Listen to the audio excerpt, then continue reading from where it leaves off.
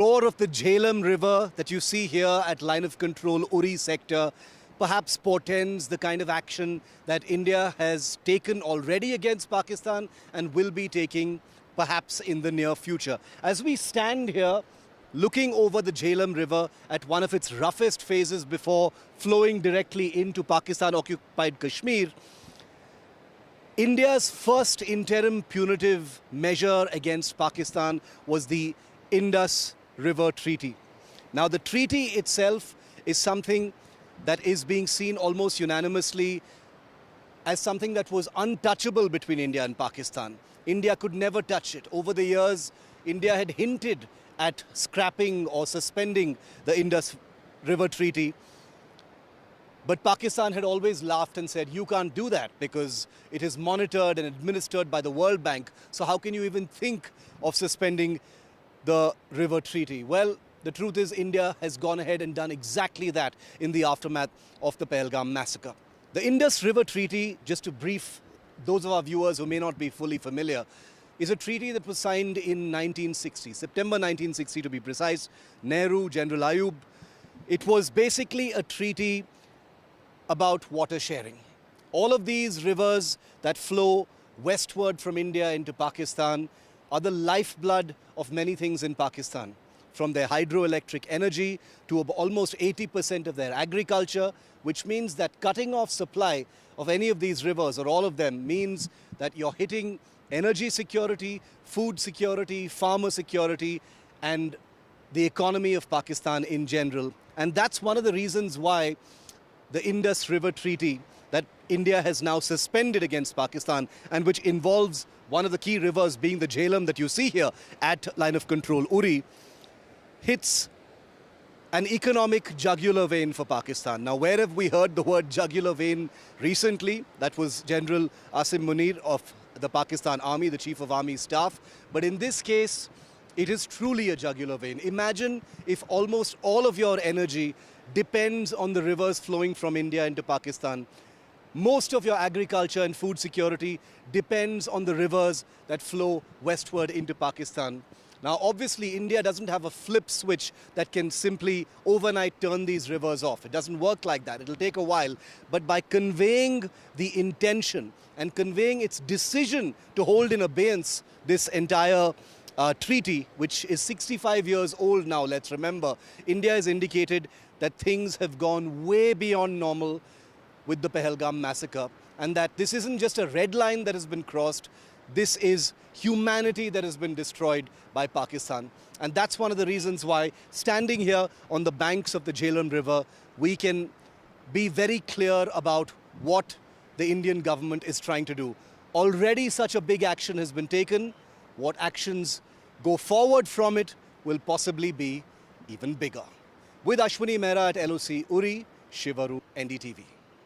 There are many reasons why line of control Uri sector, LOC Uri, where I'm standing here, the LOC is right behind me, is so important. It's also a reason why so many people know about it. The 2016 surgical strikes happened just across the line of control in that direction. It was from there that terrorists had slipped in and attacked the Uri army camp just a short distance from where I'm bringing you this report from the ground. And it is also here, just a day after the Pahalgam massacre, that infiltrators managed to slip across the line of control, but then they ran into the Indian army and were killed. 2 of them were killed. LOC Uri has always been a restive sector along the entire 700+ kilometer line of control. The truth of the matter is, it has been considered an infiltration highway in some ways. Just across the LOC, there are many launch pads.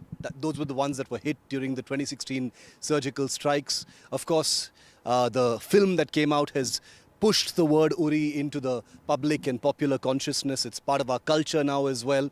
But Uri itself is no joke.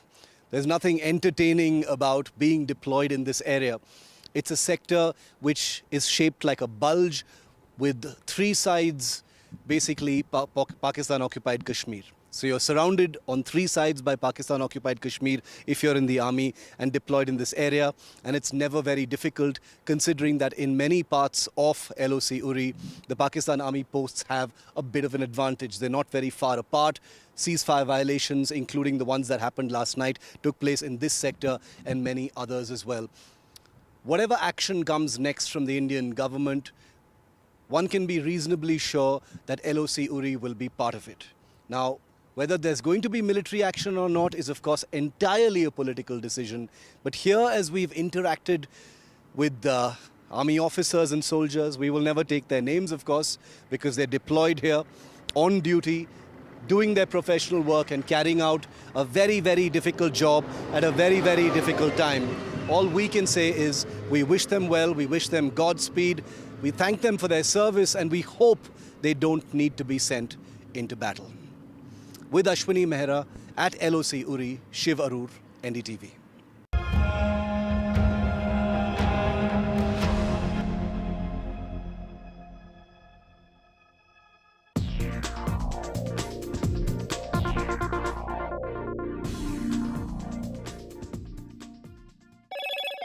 Hello, Moto.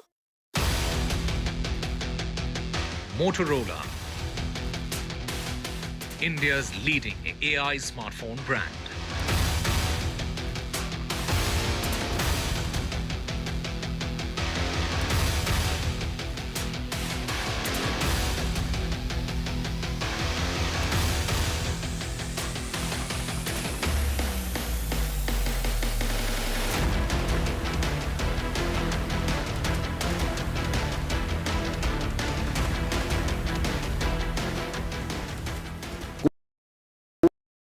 फिनेस्टा windows, beautiful and durable designs, installation से maintenance की life long customer service. आपके घर में फिनेस्टा नहीं है तो call कीजिए। Finer Finesta.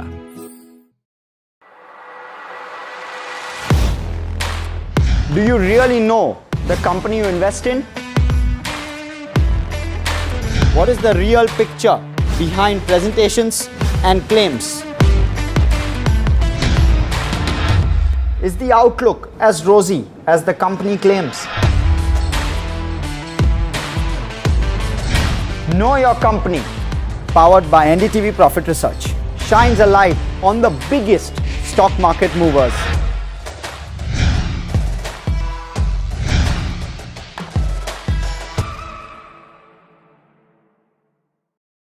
Gold plus optimistic reflective glass लगाओ, धूप की गर्मी को दूर भगाओ और बिजली का बिल भी बचाओ। Empower India's growth engine. Join the game changers, industry leaders, policy makers and innovators at NDTV's Emerging Business Conclave.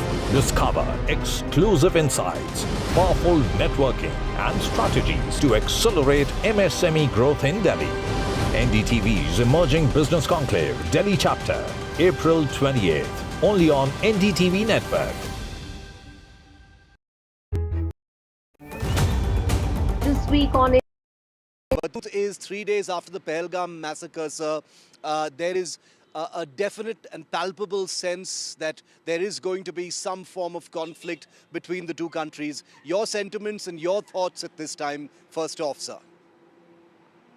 Well, first of all, it was a very tragic event that took place on 22nd when a group of innocent tourists who were visiting Pahalgam were gunned down by ruthless terrorists who obviously came from across the border. That's a great tragedy and something that constitutes a grave security crisis for us. But let us remember that this is just a part of a continuum that's been going on for the last 35 odd years. From 1989, the Pakistanis have felt free to cross our border and attack military, civilian targets and so on. And some of them have been very prominent, like Pathankot, Uri, etc., which you mentioned. Now, the problem here is that if we go back in time, I think our first misstep was to coin the term cross-border terrorism. I mean, this possibly was a convenient and soft term, but it gave an escape clause to Pakistan, because anything that came across the border, across the international border or the line of control should have been treated as aggression or war. So if we had started off by saying that anything that comes across the LOC or the international border will be treated as an act of war, and we will respond accordingly. And thereafter, there should have been a doctrine.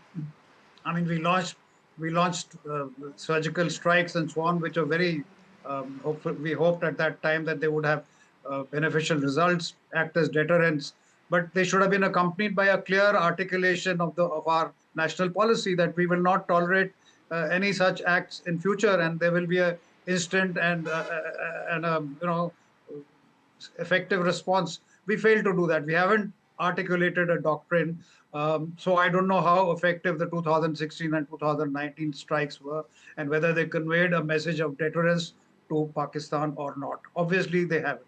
We have failed to deter Pakistan, and they've continued with this policy of cross-border, so-called cross-border terrorism, the policy of bleeding us by 1,000 cuts and so on. So that brings us to the question, Admiral Prakash, of what now? I agree with everything you've just said in terms of, deterrent not quite having worked in the way perhaps that the country wanted, given that terror attacks have happened since as well. What would you prescribe now? The reason I ask that is not to go into specifics, but because in Pahalgam, the one thing you constantly hear is that a very big red line has been crossed. And now, from everything that we've been hearing from the political establishment, to things happening on the ground as well, it seems that something is going to happen. We don't know what that something is, but what do you think needs to be the next step, given every misstep, as you say, has been made so far? I think this red line has been crossed many times, but obviously public opinion and political pressure will build up, and terms like revenge and muh tod jawab denge, etc. I mean, those are issues that have to be handled at the political level. But we are not interested in revenge. We are interested in deterrence. We must make it clear to Pakistan. And when we speak of Pakistan, we should be talking about the power that drives Pakistan's domestic and foreign policies, and that is the ISI, the Inter-Services Intelligence, and the Pakistan Army. The Pakistan Army chief very recently made a very unusual, unsoldierly, and silly speech, aggravating speech. So I think we need to act in such a manner, apart from revenge and so on, which I think the politicians should be able to handle that aspect. We should act in a manner that will deter Pakistan, that will threaten Pakistan with punishment that will hurt it, so that it does not contemplate an act such as this one again. That is the definition of deterrence. But that means that the pain of doing something is so immense that the enemy will hesitate or think 10 times before doing it. And there are many ways of doing that. I mean, apart from kinetic action, you can't go ahead and take kinetic action. Our armed forces are quite capable of inflicting pain on Pakistan. But remember that Pakistan is not, I mean, the equation is not like USA versus Iran or Libya or the Houthis. We are speaking of a near peer adversary. Right. Their armed forces are as professional as ours. So if we take kinetic action, there will be a response. And then there will be more public pressure to respond to the response. So we are stepping on an escalatory ladder. Well, there's no harm. We've got armed forces. That's what they are meant for, to fight wars. But that's a political decision that has to be carefully considered and taken. That if we go kinetic right away as a knee-jerk reaction, or in the sense of taking revenge or muh tod jawab, then it will be stepping on an escalatory ladder for which we must be prepared. Well, why not? 1 round, 2 round, 3 round, we should be prepared for that. But are we prepared, and are we prepared to pay the cost, the economic cost, the developmental cost, etc.? So having said that, there are other means of inflicting pain on Pakistan. We have many advantages. Militarily, we are still superior, although the edge is eroding away quite fast. We must be conscious of that. But we are still superior militarily. Yeah. Economically, we are far, far superior. Our GDP is many, many times more than that. Geographically, Pakistan is a thin, narrow country. It can be cut into 2 or 3. Diplomatically, in the world today, India is far stronger than Pakistan. We may not be Vishwaguru yet, but we have considerable clout in places of influence. So our effort now should be to get Pakistan declared either a terrorist state or a state which has supported terrorism. And this is no secret. 9/11 was there, 26/11 was there. Everybody, the whole world knows. Tahawur Rana is with us. David Headley is sitting in America. Then there's Uri. Then there was Pathankot. So the whole world knows that Pakistan has been, and not just non-state actors, it has been the Pakistani state. So we should try our best to get Pakistan declared terror or terroristic state, and try and get sanctions imposed on it. That's what's going to hurt it. Its economic state is quite dire. It's teetering on the edge. So if FATF is brought into action, or if America imposes some dire sanctions on it, that's going to hurt. We can impose sanctions ourselves. So those are the kind of things that are going to hurt Pakistan and perhaps deter them, rather than one or two kinetic actions which would lead to responses and escalation and so on. I think that's the way to go. Very true, sir, and I agree with that as well. I think most people focus too much on what kind of kinetic action might be coming up, rather than a more 360-degree sort of set of actions that can be taken to pin Pakistan down. There were a few interim measures that were announced, including most notably the Indus water sharing treaty that has been now held in abeyance. I wanted to know what you specifically thought of that, because most people haven't quite absorbed the gravity of holding that particular treaty in abeyance, and that is being interpreted around the world as perhaps one of the biggest moves against Pakistan, and something that should have been done far earlier. Well, the Indus Water Treaty was a sign that international law prevails and treaties are sacrosanct and so on. And in spite of so many wars that we fought against Pakistan, the Indus Water Treaty was obeyed by both sides. So this was a very good and well thought out action. I think by abrogating or temporarily suspending the Indus Water Treaty is a sign that India is serious about this business. The effect of the Indus Water Treaty, I mean, will take time. You can't overnight switch off river waters and so on. But Yes. it is a good signal to send to Pakistan that India is serious, and this is just the first step, and there could be many more to follow. And I think it's time for our diplomats to swing into action and prove their worth, because we now have to convince the whole world that this is a country which is it's on the verge of being a rogue country, which is continuously interfering in our internal affairs, is continually inflicting violence, trying to destabilize India, and with people like the army chief making irresponsible statements. I think we should prevail upon America, President Trump. I mean, he's good at sacking people. One of the good signs would be to have the Pakistani army chief sacked, have him sanctioned. I mean, America is famous for sanctioning people. Individuals are sanctioned for their action. Well, here, let's sanction the ISI, DG ISI. Let's sanction the Pakistani army chief for his provocative statements. So I think our diplomats should spread around the world and drum up, world opinion, and push Pakistan into a corner. And we can always hold the threat of kinetic action. That option is always available to us, whether it is army, air force, or even the navy. I mean, the navy we can threaten economic strangulation of Pakistan. They've got a short coast. They're 100 or maybe 99% dependent on imports for energy, for food, for everything. And the navy can sit outside the Pakistani coast and impose some kind of a blockade.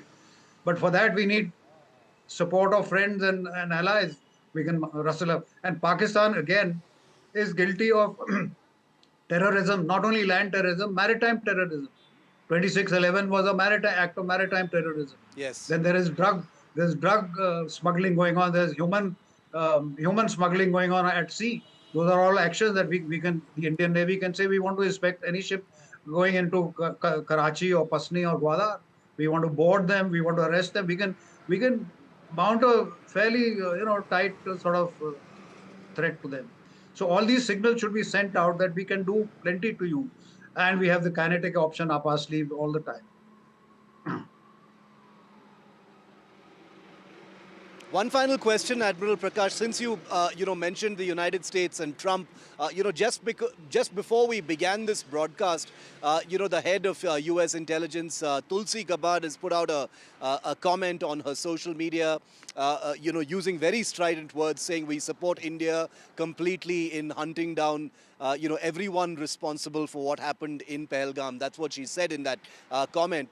Obviously, I don't want to overanalyze or get into the semantics of words being used by leaders, but do you think that something has changed in the unanimous level of support India has had this time, and that coupled with what the United States is saying provides the kind of opportunity to do the things that you've just mentioned?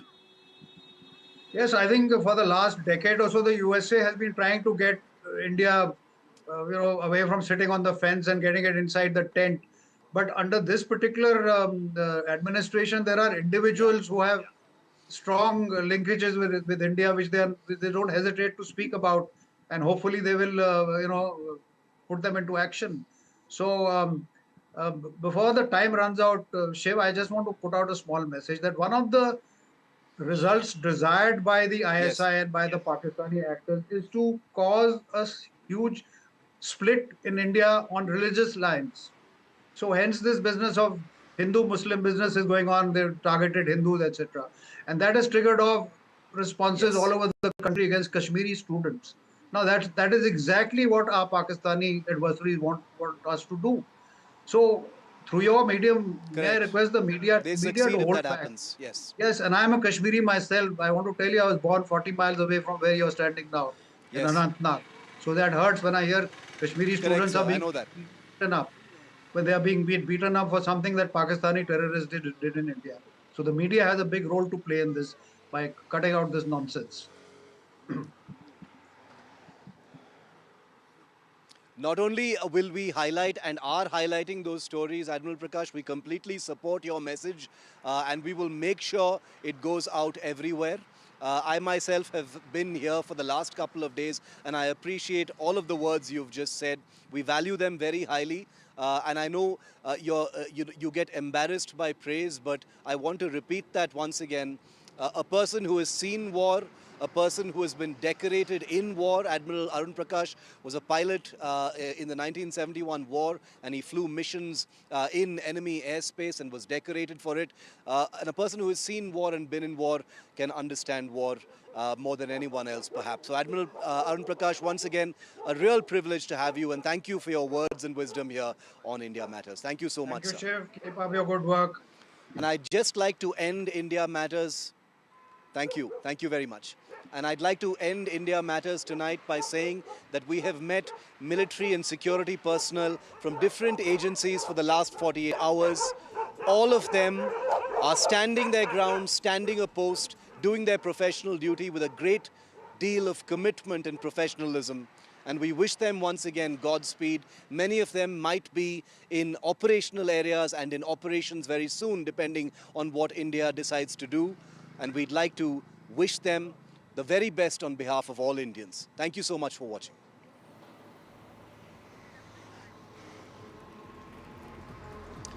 And now it's over to NDTV's Vishnu Shom to take us through the other big stories. And remember that what's happening in Jammu and Kashmir in the aftermath of Pahalgam continues to be our biggest. Vishnu.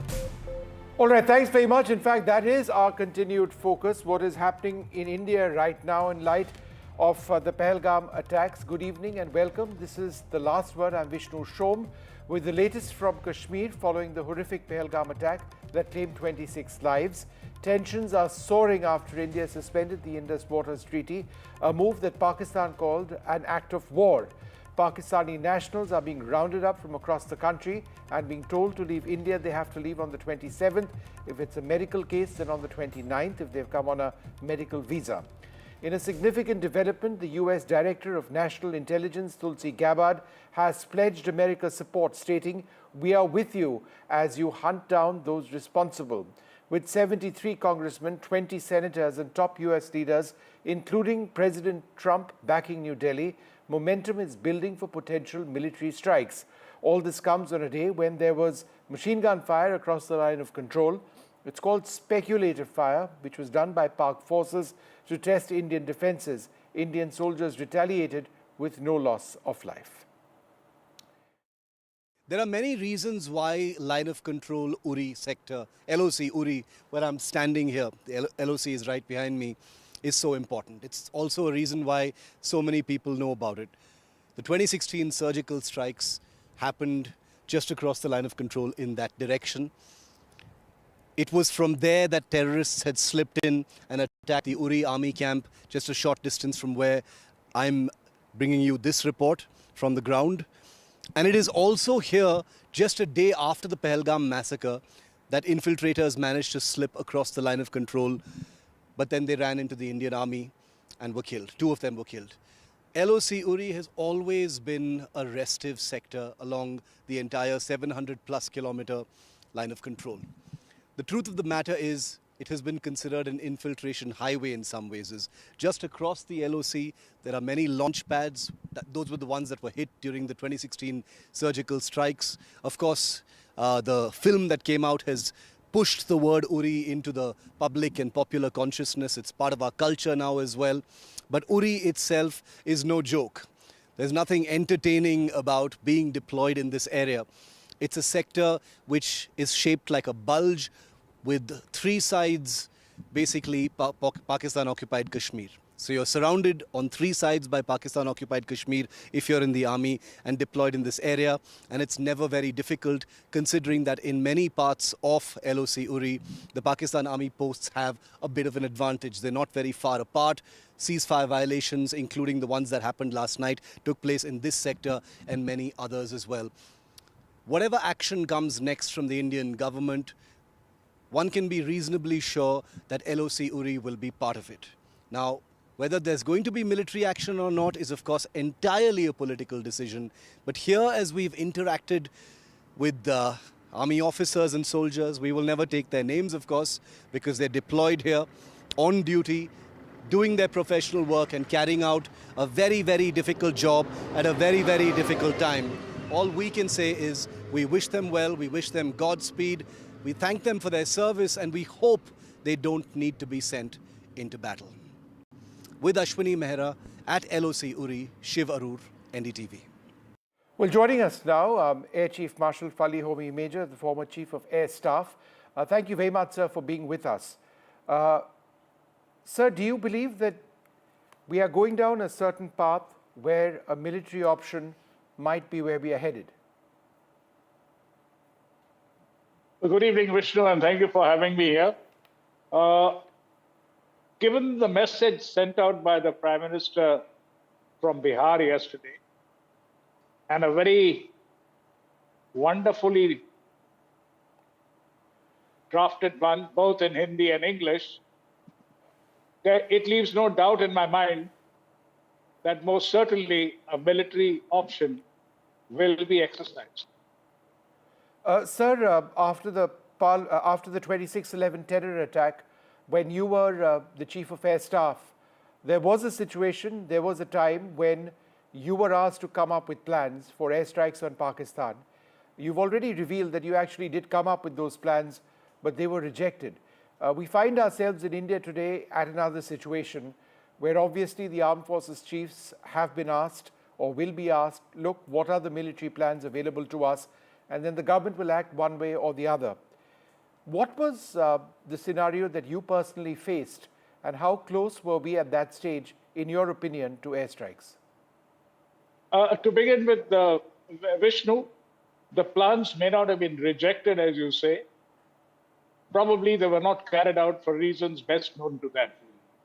Now, the scenario which is building up presently is, I would say, a little more serious and more determined than perhaps what it was on 26/11.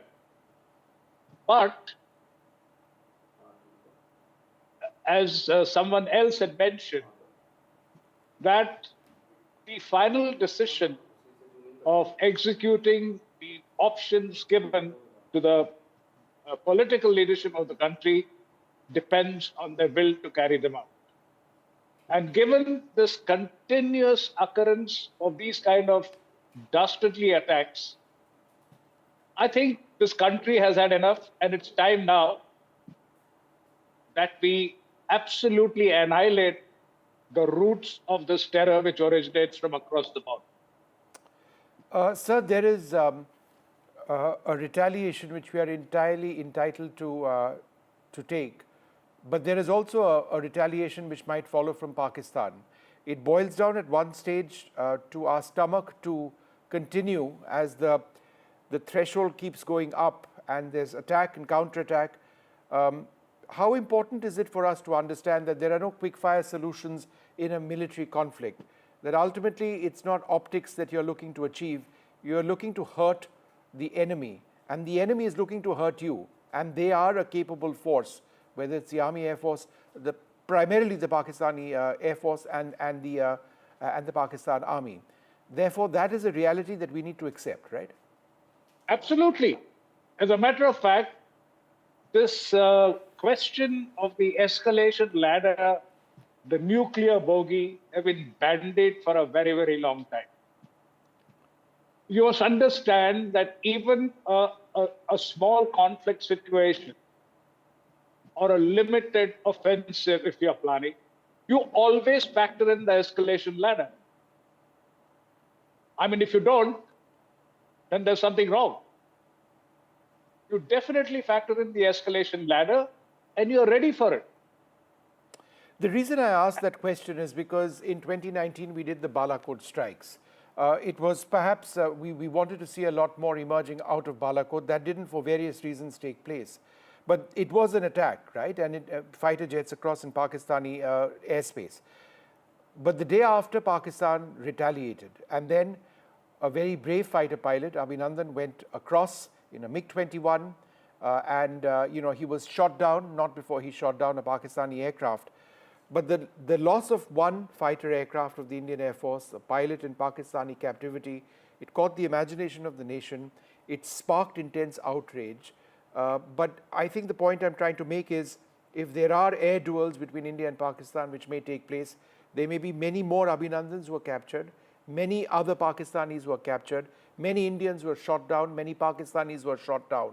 We are dealing with potentially a near peer when it comes to the air warfare front. So therefore, again, my question is this: as we plan a military retaliation, is that something we need to keep in mind? Absolutely. There is no doubt in my mind about that. Now, going back to 2019, this is 2025. What happened on the day after the Balakot strike, I'm quite sure will never be repeated.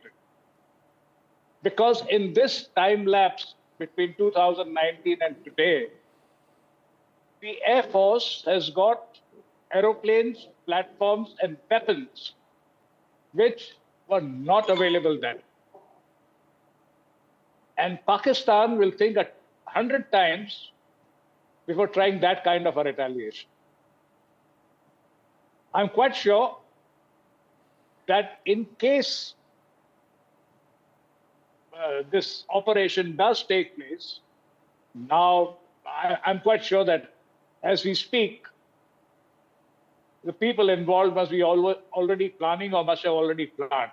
And the very fact that the Prime Minister made the statement that he did, I'm quite sure that he wouldn't have done it unless he had been briefed by all concerned. All right. And that, yeah. And that gives me the courage and the hope and the confidence to say that our armed forces today, whether it be the Air Force, Army, or the Navy, are very well prepared for what may follow after whatever initial actions that they take. All right, Air Chief Marshal Fali Homi Major, thank you very much, sir, for speaking to us and sharing that perspective. It's one that I entirely share with you. Joining us now, Major General Ashok Kumar and SP Vaid, one of our finest police officers, the former Director General of Police in Jammu and Kashmir. Mr. Vaid, let me come to you first. Basic question. It's been a couple of days now. Those terrorists are still on the loose. Those who carried out the attacks in Pahalgam. Does that come as a huge disappointment, a surprise, that despite the massive efforts to try and hunt them down, they seem to have disappeared? Good evening, Vishnu. No, I am not disappointed in such operations. Time is a crucial factor. It does take time because they are thick jungles. You must have seen the topography, huge mountains and thick jungles, and they have their network supporting them. There's no doubt about it. Without local support, Pakistani terrorists could not have operated in the manner they did. Let me assure you, we will get them. The operations which are going on, it's a matter of time. We will get them. They will not be able to escape the security grid. We have a lot of inputs. I think let's wait for give some time to the field commanders. We will get them. General Kumar, this is your own sense that it takes time sometimes for encounters to materialize. That it is a matter of time before we hunt them down. We have technology which was not available earlier on. We are more proficient in night operations using thermal sights, particularly from drones, and therefore, given the strength and the intensity of the operations, they will be caught. Definitely, there is no doubt about it. Only thing is that you cannot predict the timeline for such arrests, but with the kind of intensity, seriousness, and all pervasive resources have been put together to ensure that these perpetrators of this kind of crime are caught or eliminated. Some of them whose name had come, you would have seen in the Wiley news today, that those houses have been destroyed. Some people have got caught. Somebody related to this incident, based on the statement of one of the tourists, has also been arrested. So I think once the initial inputs are integrated, we will have a more clearer picture, and with the resources at our disposal, I'm sure we will get to reach these terrorists. But I think, looking only at these terrorists is going to be a minor issue. We have to look at the perpetrators who are behind such heinous crimes, and that is our Western neighbor, Pakistan. So the focus now should be as to how we all eliminate the activities of Pakistan, which does not support such kind of activities in future. Multiple kind of efforts have been made. Multiple kind of gestures have been made. We have gone in for certain bold steps like surgical strikes, Balakot strikes. But the Pakistan's effort to continue with proxy war in Jammu and Kashmir continues till date. So I think the nation has to now focus in a big way as to how that challenge can be addressed. And I'm sure the current decision of the Cabinet Committee on Security, those 5 decisions which have been taken. So you just look at the Indus Water Treaty decision. Though it may appear simplistic to start with, that currently we don't have adequate dams to divert water, to hold water and things like that. But if you see, once since the time this agreement had come into being in 1960, thereafter we have had 3 wars. We had in 65, we had in 71, we had in 99. At all these provocations and conflicts, this treaty was not, put in abeyance. But this time it has been put. So that is indicative of the government's mindset, the kind of seriousness with which it is going to respond. Whether that response is going to come tomorrow, the day after a few days, after some time, in what form, full-fledged war, subconventional war, or a mix of the resources being utilized, that will be known. But the seriousness with the government is actually too high to address this issue in totality. Mr. Ved, there is this entire question. It's something the government has accepted, that there has been obviously an intelligence failure. Otherwise, those people wouldn't have been killed. Have we, given the success in holding off terrorists in the last several years, particularly north of the Pir Panjal range, at some stage did complacency set in? Did we lose human intelligence? Was there a dearth in leadership, a poor planning, or all of this? Vishnu, it appears, for quite some time, Kashmir was actually improving on lot of fronts, and things had almost normalized. And focus was more on Jammu region. If you recall, last about 2 years, the focus was in Jammu, the hills of Jammu region, and some certain groups had managed to infiltrate, particularly those who have been given jungle warfare, mountain warfare training, special type of training, and some of them, amongst them, the regulars of Pakistan Army, the SSG commandos, and the retired army men. They in fact inflicted a lot of damage, a lot of loss to our forces in Rajouri, Poonch area, and in other districts. We had incidents initially in Rajouri, Poonch. Then, if you recall, the day Prime Minister was taking oath, Riyasi, that attack on the bus happened. After that, we had an incident in Kathua. Yesterday, we had encounter in Basantgarh of Udhampur, and there is presence in Doda and Bilawar area of Kathua also. Similarly, in Kashmir Valley, they had not attacked tourists earlier in the manner they have done this time. And that, I think, must be the complacency that no one is going to attack tourists. But I think that I was listening to a report that during the joint party, all-party meeting, the senior officer of the IB who was briefing mentioned that this resort was supposed to open every year around the time in June when Amarnath Yatra starts. But it was opened on the 20th of this month. And I'm surprised on 22nd this incident happens. So without informing the security officials, how could this resort be opened by, let's say, whoever is controlling it? Who ordered the opening of this? Was it Pahalgam Development Authority CEO? I'm told there is no CEO in the Pahalgam Development Authority. Who was the second in charge? Did he seek permission of the Deputy Commissioner and the District Superintendent of Police? Was arrangement for the security asked for? We need to ask all these questions. And how did this, it opened only on 20th, and on 22nd this incident happens? There is a mix-up? How did terrorists come to know, and security agencies didn't know about this resort being open? So these are all relevant questions which I think investigators must find it out. General Kumar, the fact that, I don't know if you've seen this in the last little while, the Director of National Intelligence in the United States, Tulsi Gabbard, has made a very significant statement where she says that America will assist India in hunting down these terrorists.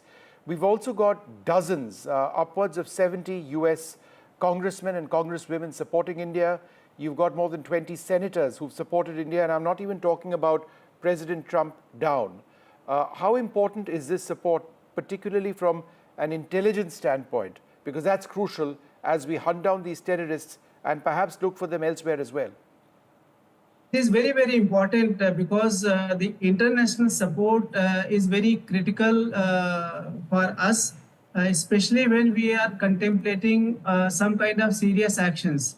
If you recall, even prior to 1971 war, Mrs. Indira Gandhi that time, galvanized the world support in the favor of India, highlighting the problems which was being faced by the country due to excessive inflow of refugees. So once you are inclined to take some serious action, it is very, very important that the leaders who matter, the countries who matter, the agencies which matter, they are on board with you. It does two things. Firstly, it supports you in your endeavors, and it also prohibits the opponents joining your immediate adversary. For example, in this case, China. Let's say, suppose tomorrow India takes some serious action against Pakistan, and if China knows that the whole world is there, standing with India, then it will be more reluctant to join this kind of fight, more so when it is not its fight. So garnering of the international support is very, very critical. And one is very happy to note that the United States of America, and not only the government, but all other agencies in America, the intelligence agencies, the people from Middle East, the Israel, and a number of other countries are rallying behind India. And as we go ahead, I think more and more countries will be going in for support. And because terrorism, and especially the Islamic terrorism, is one thing which is affecting most of the countries in the world. And therefore, everybody is going to come forward for this, joint effort. In fact, General Kumar Tulsi Gabbard did refer to Islamic terrorism in her message, in her tweet. Mr. Ved, the other big concern, of course, is that while Pakistan tests us through firing across the line of control, we've seen a little bit of that today, not very much, just firing to test our defenses. Our army is going to be busy now, either in operations along the line of control or just holding the line of control. But at the same time, terrorism has been activated both north of the Pir Panjal and south of the Pir Panjal, with terrorist groups coming together and operating in a sense. So this being the case, the real worry is that this is going to be long drawn out before we can get some sort of normalcy in Kashmir. In terms of the fight against terrorism inside Kashmir itself, how do you foresee the path ahead? Vishnu, Mr. Ved, go ahead. Yeah. There's no doubt that armies all hands will be full with the kind of situation that is developing, and the internal part of the that is interland will have to be looked after by CAPF and the J&K police together, and I think we have sufficient strength. There's nothing to it. Numbers are not issues, and we have some of the RR units where we would need them. Maybe that will be available, or we have a good number of paramilitary well-trained people available. We can go after these terrorists once. Let the army be free for the major task which is ahead. And I think there is nothing to be worried. We will be able to take on them.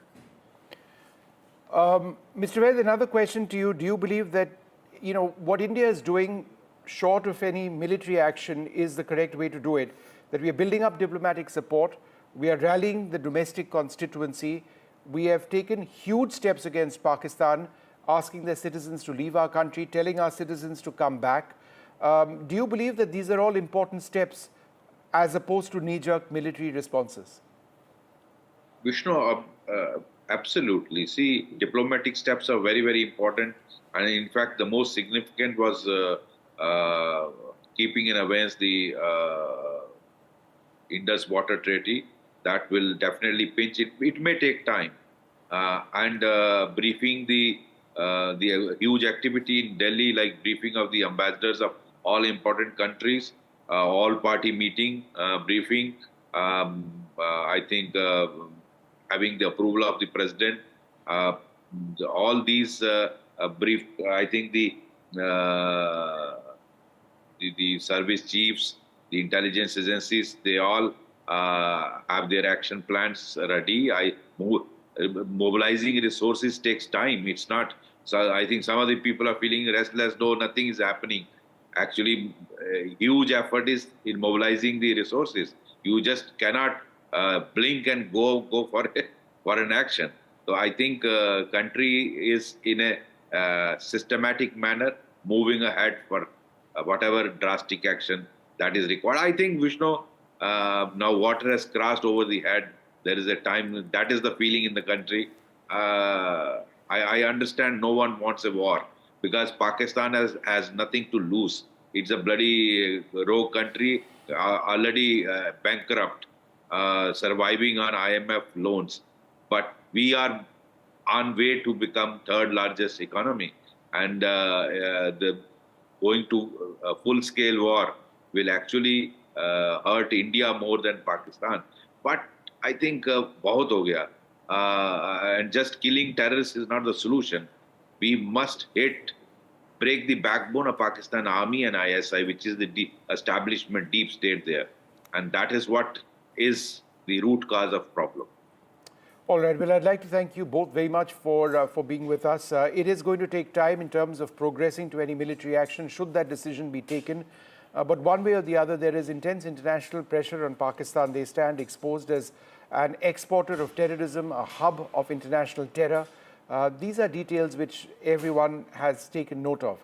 The fact that you've got America now, from their Director of National Intelligence, Tulsi Gabbard, making the point that they are actually helping us in locating and in fighting these terrorists is very significant. It adds a basic important dimension in this battle against terrorism. We leave you with this report from my colleague Shiv Aroor, who spent the last couple of days in Jammu and Kashmir reporting on various facets of the situation on the ground.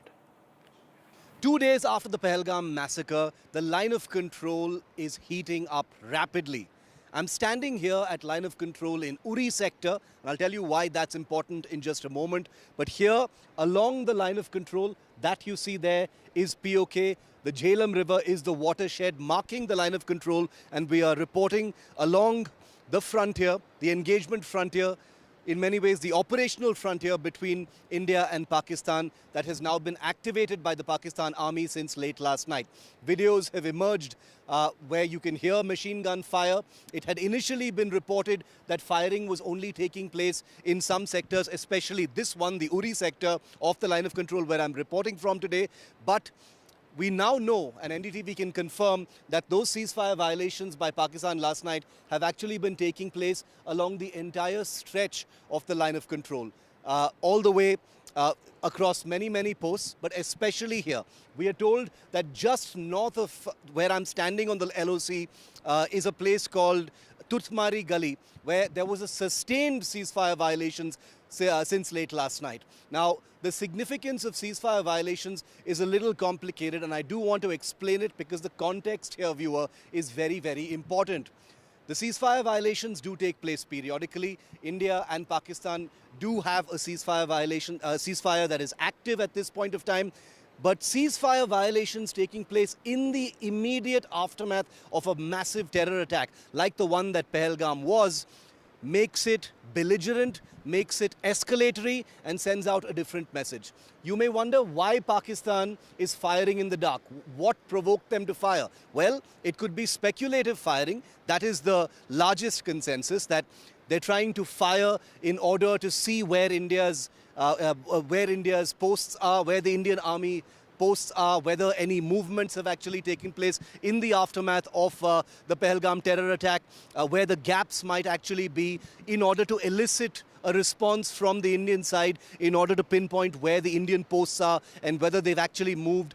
It's actually an exercise in intelligence gathering, but there is another aspect to it. And as we report here, and there's a sign here, not very subtle, that says we are under observation, enemy observation, I can tell you that the Pakistan Army, especially in light of the clarity that has come in from the Indian political leadership, that something big is coming up.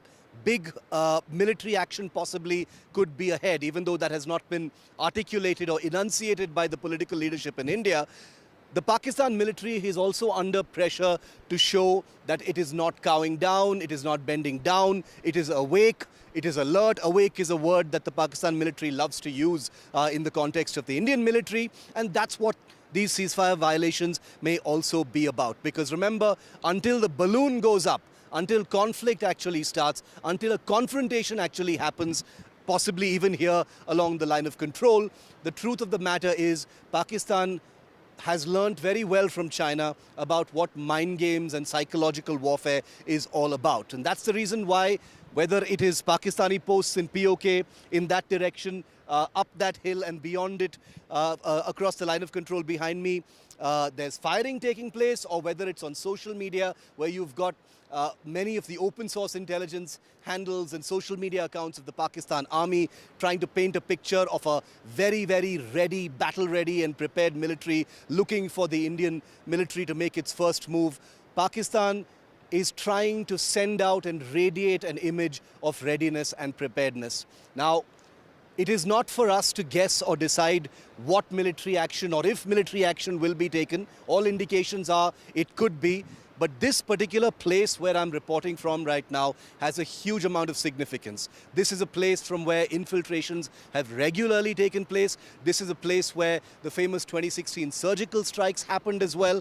And this is not very far from the Uri camp where one of the worst terror attacks actually took place. And that's the reason why, as we continue to report and navigate the fallout of Pahalgam, where I'm standing could possibly be very, very important. At LOC Uri in Jammu and Kashmir with Ashwini Mehra, Shiv Aroor, NDTV. Hello everyone, this is The Big Fight and I'm Maria Shakil. The terror attack that took place in Pahalgam at 2:30 p.m. on April 22nd has left the entire country grappling with grief and shock.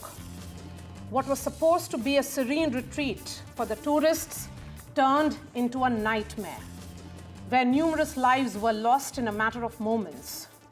From a grieving bride to a traumatized mother, many children who saw their fathers killed before their eyes. It was a massacre of 26 tourists who came from various states of India, in fact 14 states. As their coffins reached their hometowns, India stood in an unconditional solidarity with the next of kin. India has announced measures against Pakistan. They include the closure of the main border crossing linking the two countries, the suspension of a landmark water sharing treaty, that is the Indus Water Treaty, the compulsion of diplomats, and an order for some Pakistani visa holders to leave within 48 hours. Amidst the sense of uncertainty and insecurity, Prime Minister Modi's speech in Madhubani in Bihar yesterday reflected the sentiments of every Indian.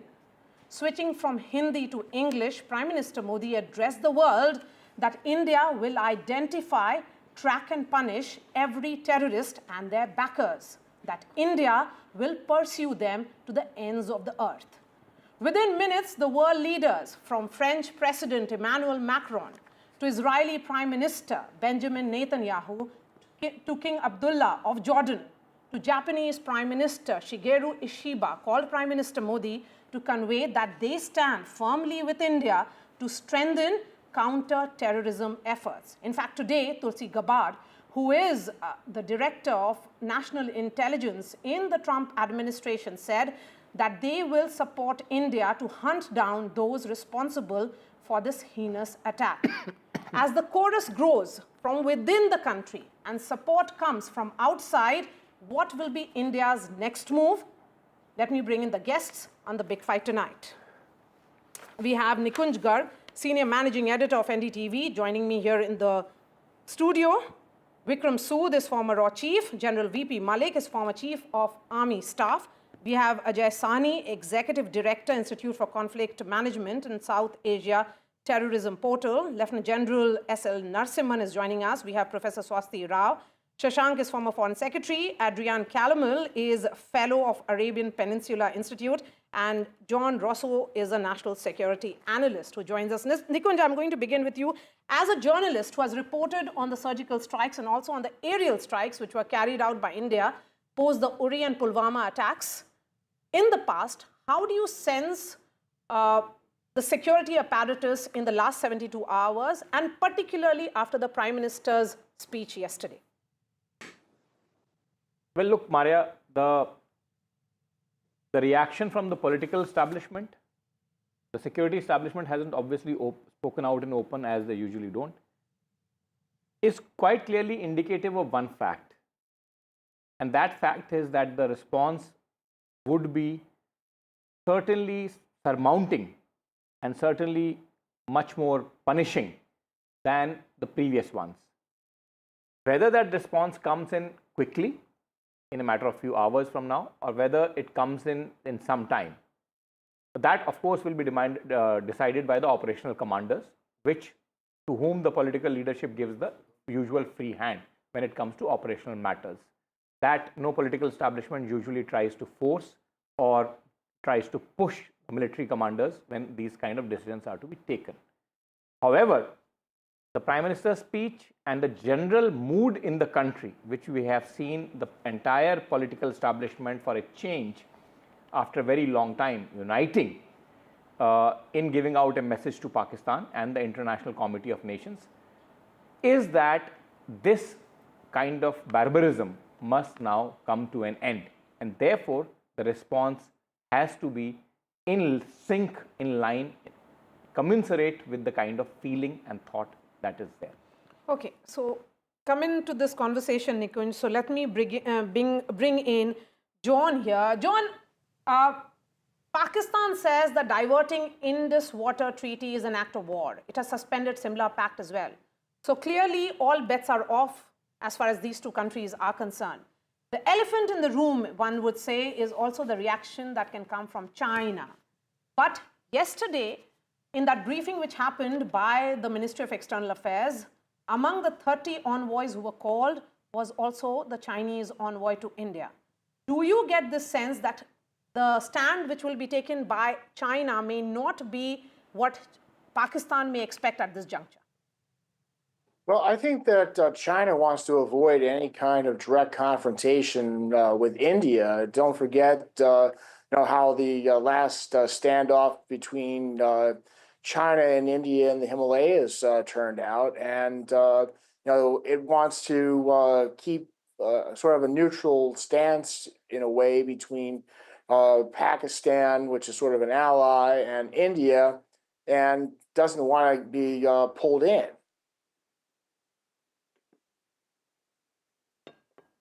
John, my additional question to you would be here, the fact that China, of course, has its own challenges, security challenges and non-security challenges at this juncture. But remember, they have an all-weather friendship with Pakistan, and a lot can be done on the sly. A lot of information sharing, a lot of movement information of Indian assets can be passed on to Pakistan by the Chinese, is what the sense of the security and the strategic establishment is, even while they try to maintain a neutral posture overtly. Do you think that should be a matter of concern for the Indian strategic planners?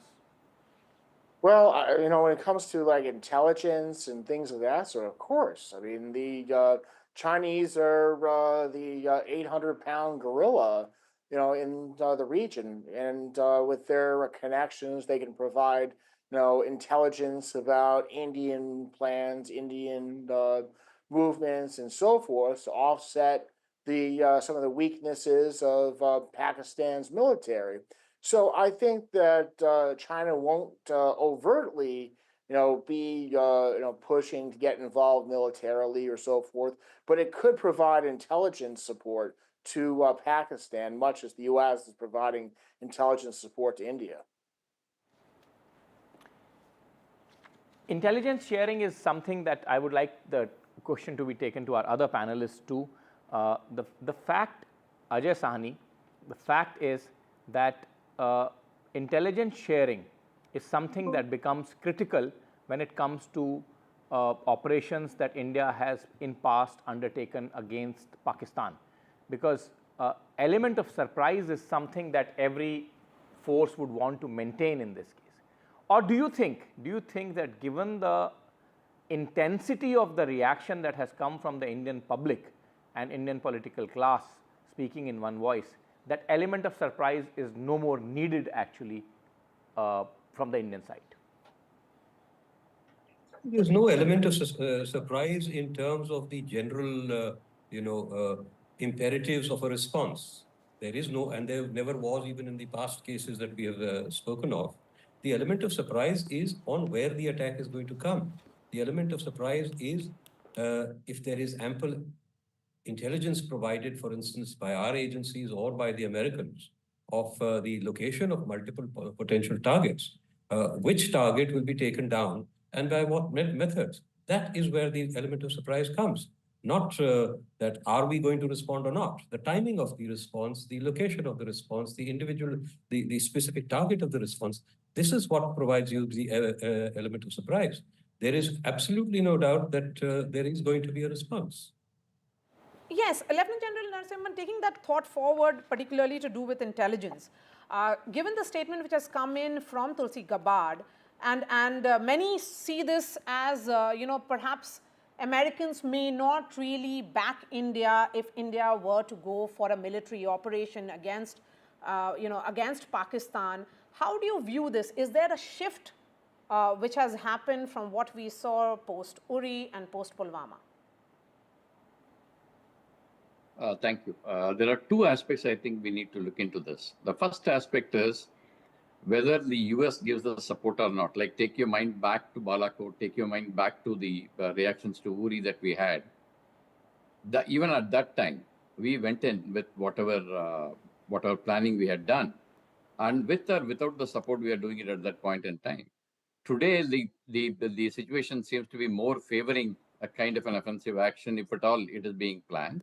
I'm sure some planning must be on some point in time, like Mr. Ajay Sani brought out. It is actually the timing, the level, and the place at which these are going to be applied as the surprise factor, actually. And those are the ones I think that are going to happen. And similarly, like there was a mention about China giving intelligence support to Pakistan. Take your mind back and see in various situations how China helped out Pakistan earlier during Kargil, during the other wars that we have fought with Pakistan. That will give you an indication as to how China will help out Pakistan or will not help out Pakistan. In fact, in Kargil, they didn't help out Pakistan at all in any manner. So it is the way that you also mentioned that the Chinese ambassador was also attending the briefing by the Foreign Office. So obviously, they would have been taken on board and given the exact kind of thing that happened in this particular incident. And the statement of the Chinese Foreign Office spokesperson also indicates that they actually are against all forms of terrorism.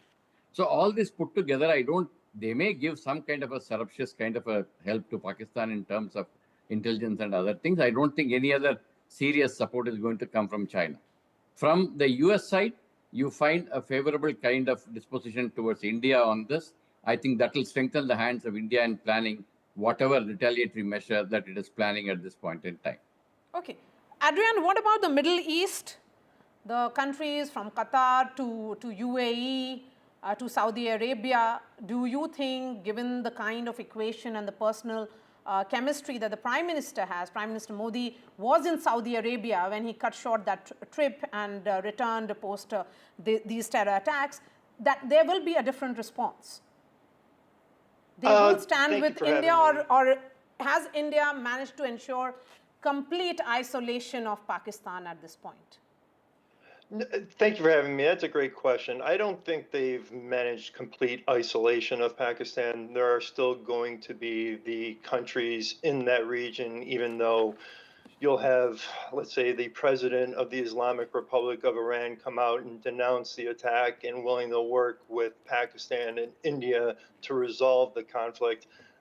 They're not working to resolve the conflict. And that's part of the problem here, is that this line, this stretch of, you basically have this connection of dots between Tehran to Kabul to Islamabad, and it is turned into a terrorist highway. Just a couple months ago, there was a major jihadist conference in the Kashmir area, and you had Hamas spokespeople there, Hamas members there.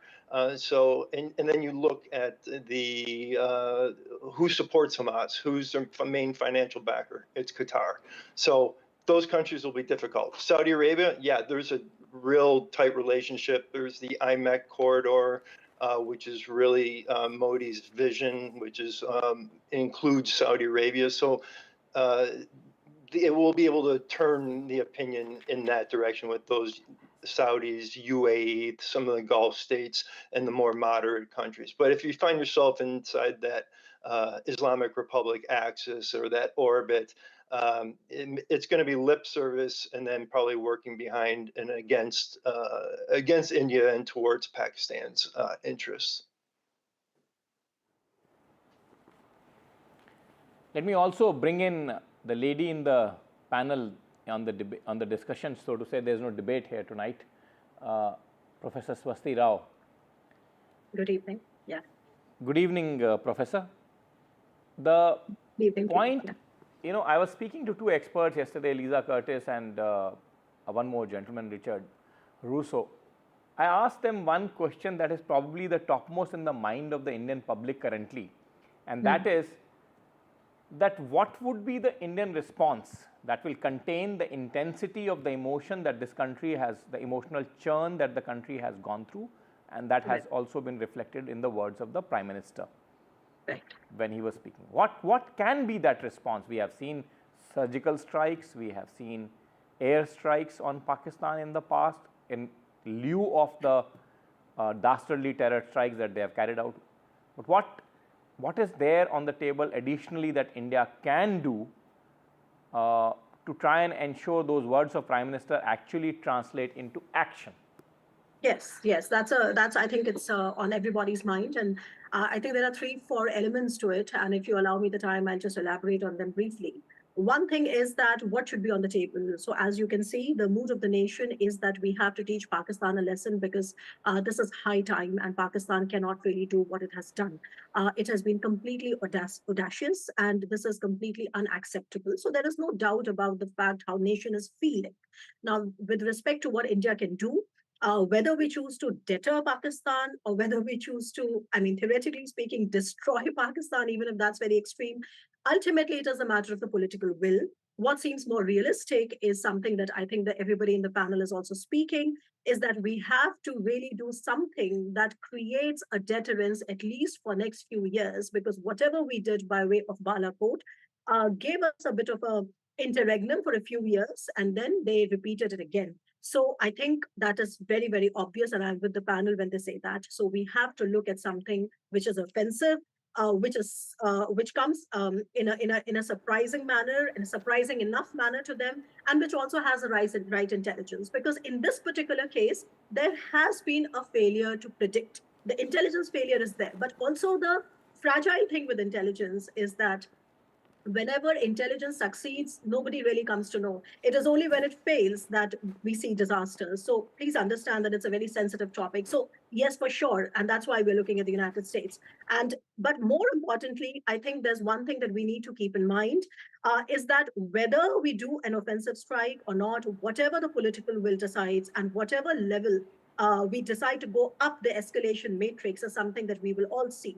But what we have to understand, the crux of the matter is that as long as Pakistan's capacity to regenerate, the regenerative capacity remains to be greater than our elimination capacity, there will always be a problem. And when I say a regenerative capacity, what I mean is that if they send 10, we kill 10, then they send 12, then we kill 12, they send 15, we kill 15, but this becomes a spiral. And that is the real problem, because they have become a toxic state. They have become a malignant army that have no fear in dying. And how do you really resolve that? So to really dampen and to really reduce Pakistan's regenerative capacity is where we have to have a broader strategy. And that broader strategy has to take into account what Prime Minister was saying, that it's not Pakistan alone, it's also the enablers and the backers of Pakistan. And here we have to bring in the China angle.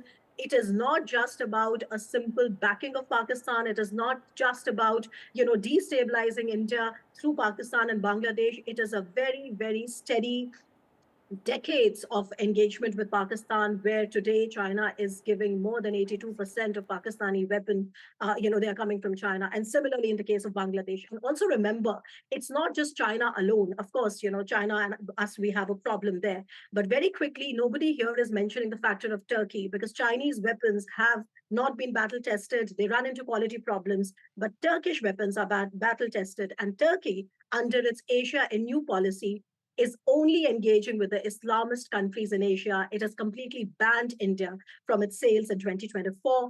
And therefore, Turkish weapons is what really compensates for the bad quality Chinese weapons. And again, this process has been on for the last 1 decade or so, and even more. And last is, the Chinese and the Turkish help to Pakistan is not merely about defense equipment. It is about PSYOPs. Please read about that. You will see that there are agreements between these countries that talk about how to undermine India's image in the neighborhood, and also, give out anti-India narratives to the Southeast Asian Muslim population in a way which is very, very harmful. So I think when we take a broader strategy into mind, I think this is what perhaps Prime Minister is also aiming at. And there is no, getting away from Pakistan's regenerative capacity until we have a broad spectrum strategy. So offensive first, but then a long-term view has to be there. And that's my opinion. All right, Ambassador Shashank, appreciate your patience. Let me come to you now. And the question certainly would be, did Indian establishment not take the warning that came from Army Chief Munir seriously enough and dismiss it rather as saber-rattling? Well, I would say that it's not just the warning from Munir, because Munir, he has been rattling off various things, and there are domestic issues in Pakistan where Munir is under great pressure. So to say that, well, when he's fighting his own battles within Pakistan, that he would be carrying out this kind of a dastardly act in India would be too much of an overreach. But I would say that it is really that India has given much more political autonomy to the local political leadership in Jammu and Kashmir. And there are gaps which have now come up between the security perceptions in the local administration and the security perception in Delhi. So we should have really taken care to close all these gaps, which we have not done, obviously. And Munir has been able to take advantage of that. They have, I think, used all their assets in J&K and elsewhere in India. And I think now time has come. But for a very long time, Pakistan has been saying that these terrorists are not controlled by Pakistan. And it has taken several years for us to work out and find that actually they were working behind the scene in the ISI or in the Pakistani army and political establishment. Therefore, this time it has become absolutely necessary that we take a final decision and tell them that henceforth Islamic terrorism, which is coming out of Pakistan and Pakistan is trying to spread it to Bangladesh, will not be tolerated. And I think it is not just a question of demolishing Pakistan's state completely, but I think it is a question of telling the Pakistan state that unless it behaves, India will go all out to make sure that the people of Pakistan would then convince their leadership to behave responsibly. Foreign Secretary Shashank, please tell me this also, since you have dealt with the world of diplomacy all your life, that will a diplomatic offensive suffice at this stage? Can a diplomatic offensive construct be enough for the anger or the anguish that this country is facing right now, and can it be a replacement of military component as well, or a military component at this juncture is a must and that should be part of an overall diplomatic offensive? How do we look at it? No, it would be a fallacy if the government sees that this is only to pacify the Indian public. I think that would be really very wrong assessment on the part of the Indian government.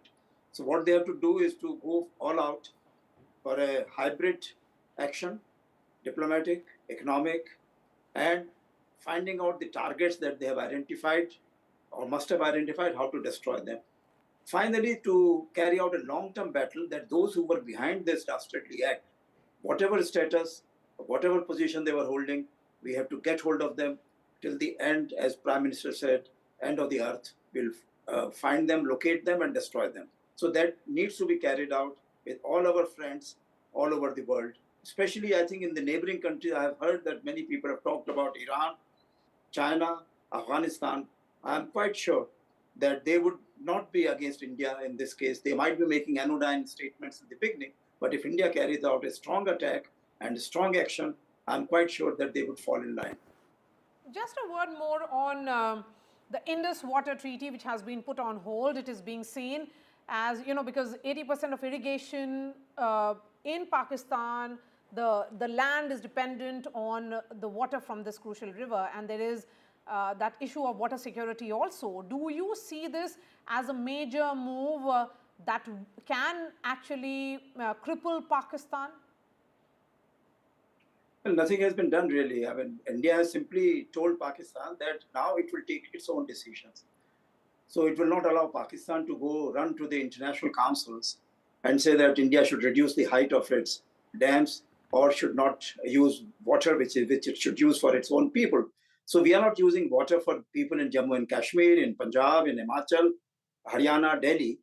We are taking more care of the people in Pakistan because we feel that maybe Pakistani establishment cannot do it. So we should look after their interests. I think our time has come where we have said that now the Pakistani people should take care of their own leadership, make them responsible, behave properly, and India will take care of its own interests. It's not going to deprive the Pakistanis totally, but India will take care of its own interests of people in Kashmir, people in other parts of India. And we are not the only ones. Let me just tell you that China has not got any of these arrangements with any country in the neighborhood, whether India, whether Bangladesh, or countries in the Southeast Asian region. They share information which they want to share, otherwise they don't share the information. Ajay Sani, this thought particularly to do with Indus Water Treaty. It is being seen as a massive and a major diplomatic offensive by India. On the other hand, the Shimla agreement has been suspended by Pakistan as well. So there has been a tit for tat, almost like gloves are off kind of a diplomatic move which is happening on both the sides. But India says that it is not only morally incumbent on India, but they are also trying to ensure that there is a sovereign right that they have because of this continued cross-border terrorism. That's the reason why they have gone ahead and put on hold the crucial water treaty. Do you really see this as that significant a move? May I just take up a couple of other points that have been made by some of the other commentators? One is, of course, the idea that it is some kind of a lack of coordination between the state government and the center, which is the cause of the security lapse or the vulnerabilities to this kind of an attack. The entire security apparatus is very clearly under the center. The state government does not control the security apparatus in Jammu and Kashmir. The Union Territory government does not control the security apparatus in Jammu and Kashmir at this juncture. Number two, I think Dr. Rao spoke of, they send in 10 terrorists, we kill 10 terrorists, then they send in 12, then we kill 12, then they send in 50. This seems to be an escalatory ladder that Pakistan is going under. Now, I would suggest that we look at the numbers actually. We are not seeing more and more terrorists coming in and being killed. What we are seeing is that from thousands of terrorists, active terrorists operative at one point of time in Jammu and Kashmir, we have now come down to the mid double digits. The last assessment from official sources that I have seen said that there were about 60 active terrorists in Jammu and Kashmir. The numbers are going down. We have got substantial security force dominance over there. So, just saying that this is something that is escalating or giving an impression that this is something that is escalating. This is an incident. It's a terrible incident, but the trajectory of terrorism in Jammu and Kashmir is very much downwards. And let me put it very clearly, we are winning this war. They said they would balkanize India. They are being balkanized. They said they would ruin India economically. They are facing economic ruination. Now, to come to your question, I think on both sides, both the Indus Water Treaty and the withdrawal from the Shimla Agreement, these are symbolic postures. They have no immediate impact on the security situation in the region. They have no practical implications in the near term. In the long term, if we actually withdraw from the Indus Water Treaty, and we then take action to impede or divert or minimize the water flows into Pakistan, that could, of course, have devastating impact on Pakistan. But can we do that? Will we do that? That's a long-term issue. It takes India, up to 3 decades to build a dam. So let's not think that this is something that it's a tap that will turn off tomorrow. Adrian Calamel, my question to you is that are we winning this war, as in is India actually winning this war on terror? Because time and again, multiple commentators have said that Pakistan retains the ability. Number of incidents may have come down, that's fine, and that can be seen as a success. But time and again, Pakistan has shown that it retains the capability to strike at will, at least inside Jammu and Kashmir. And this is one incident. However, there have been incidents of targeting migrant laborers, there have been incidents of targeting tourists, and there have been incidents of targeting security forces fairly regularly. Prior to this, attacks were on the security forces, and that's why there was probably not so much of hue and cry, but this time completely innocent civilians have been butchered in cold blood. So the question is that, as Professor Swasti Rao was saying, that Pakistan retains that capability to carry out strikes at will, at least inside Jammu and Kashmir. Yes, absolutely, and that's a lesson that the United States learned during our engagement in Afghanistan, is that they can just bleed border, bleed back into Pakistan, and the number of attacks may be down in Kashmir, but I think we need to look at the global trend as far as terrorism goes, and not look at these groups such as Lashkar-e-Taiba as isolated groups that work, that are completely compartmentalized. They do coordinate with each other. We do know that Hamas was at a terror camp here at a jihadist conference. So the global threat matrix is at a much higher rate. I mean, it's alarming what's going on in Afghanistan. We're completely blind to it in a lot of cases. Individuals that we thought were dead, such as Hamza bin Laden, that we were told were dead by the CIA, are actually in camps in Afghanistan, running camps. So, and that should be part of India's strategy here, as far as any kinetic operations, is they know where those camps are. There's target packages for all these camps. These camps should be eliminated, the ones that dot the border, that dot all along the border. You need to remove and deny the space for terrorists to operate, or else you're playing defense. And then you're at the will of your enemy. When they decide to fire, they're going to fire at a time of their choosing, unless you deny them that space. And that's what India needs to do, is to deny them that space right now.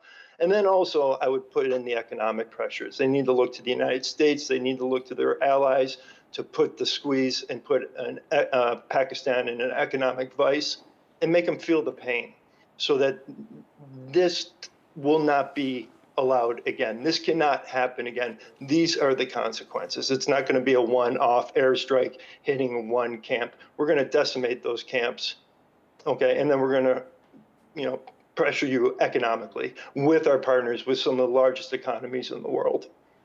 Adrian Calamel, I must compliment you that I've been listening to these discussions for the entire week almost, and I've specifically asked some experts this specific question about India's response. I must say that a very cogent reply has come from you for the first time, where you say what we need to do is a continuous process, and it is not about a one-off strike. And then only the Prime Minister's vision of completely decimating this terror emanating from the Pakistani soil can actually be taken forward or implemented on the ground. I must compliment you there for your response. Professor Swasti Rao, you are wanting to make a point. Please go ahead. Yeah, so very quickly, I think just I'm responding to Ajay sir, and this was of course not an official number. I was just illustrating the point, which is that Pakistan is not able to let go. I mean, basically, it's not able to lose its regenerative capacity, and that continues to be a problem, because it's not just the numbers, it's also the manner. I mean, the terrorists have become much more better, trained. They have better weapons. This particular Pahalgam incident is an unprecedented incident, where they have literally segregated Muslims, non-Muslims.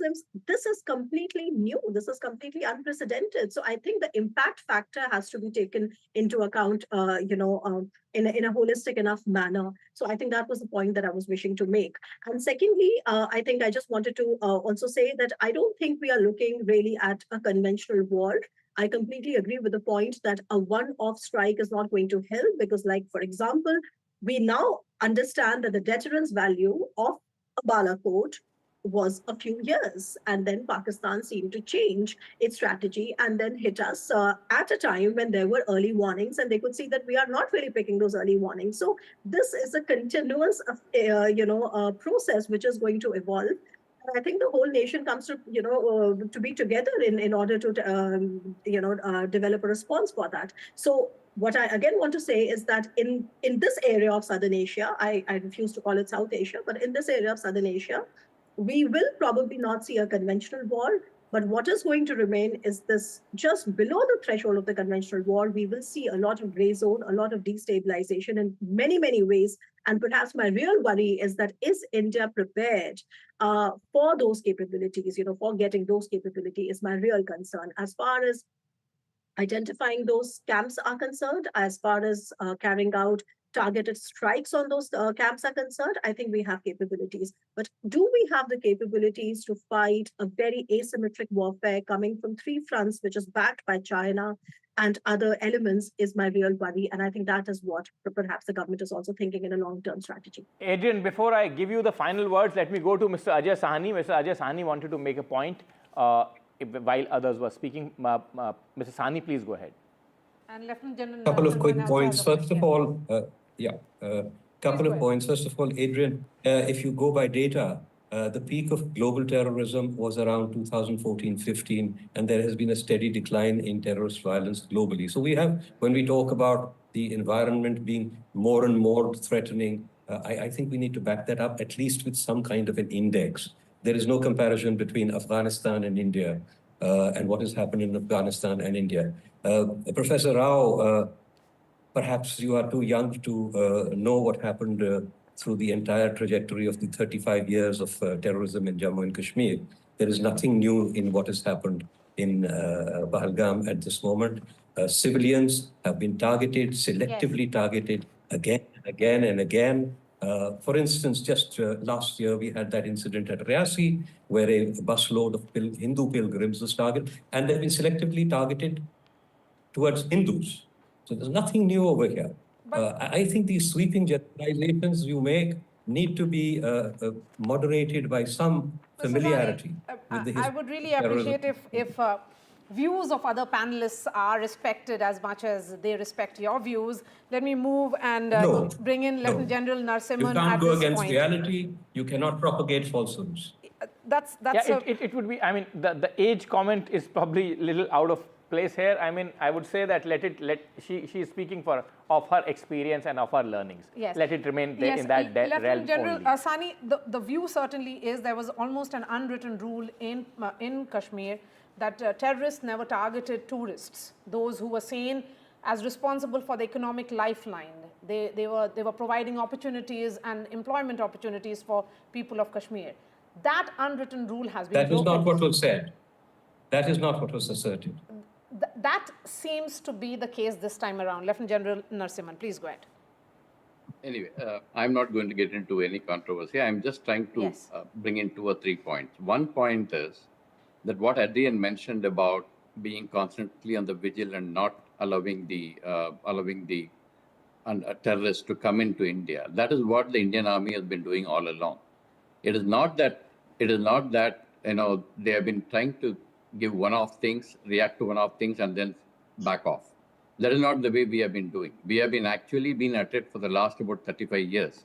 And once in a while, this kind of incident happens. And I think that is what we need to take stock of and see how we can avoid such incidents to take place. That is point number 1. Point number 2, this time around, there's one thing that is different.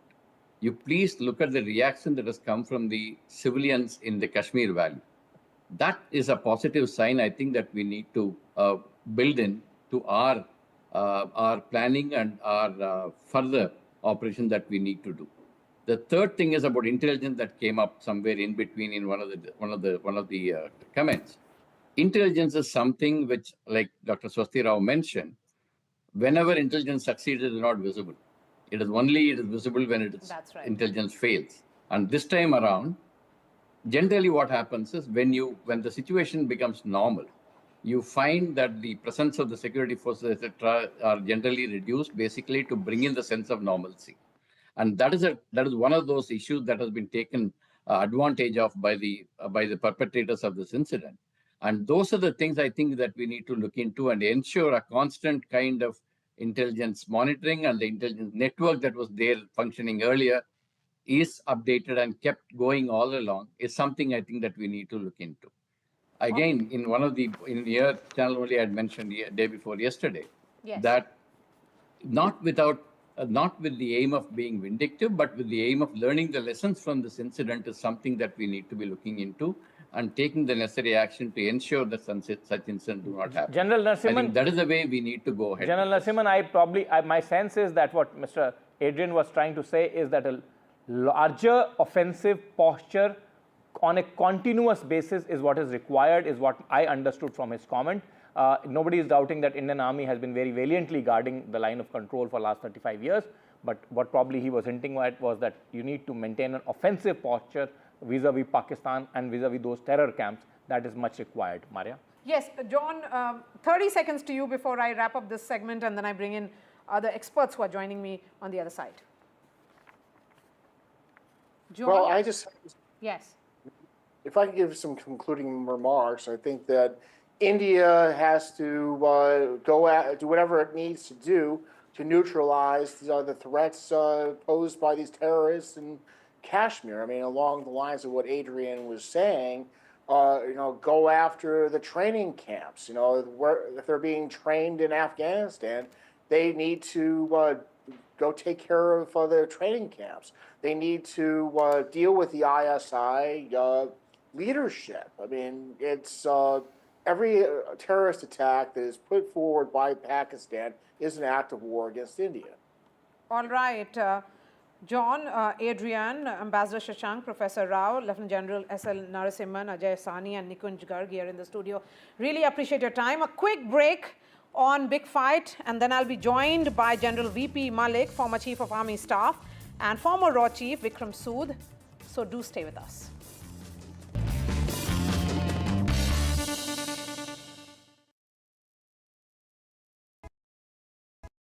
Finessa Windows, beautiful and durable designs. Installation से maintenance की life long customer service. आपके घर में फिनिस्टा नहीं है तो call कीजिए. Fine, finer, Finesta.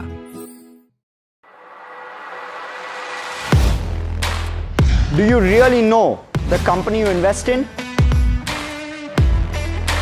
What is the real picture behind presentations and claims? Is the outlook as rosy as the company claims? Know Your Company, powered by NDTV Profit Research, shines a light on the biggest stock market movers.